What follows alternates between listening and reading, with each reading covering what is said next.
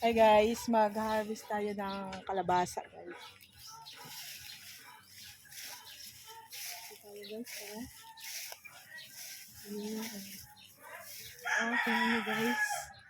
Look at that guys, oh. Guwang na siya kayo. Kaya pwede na siyang kwaon. Diba sig masira na siya. So kukunin na natin siya. Okay, pwede naman siya. Laya na nga na iyang ano, oh. Laya na iyang kuwang. Diba? Nice, oh.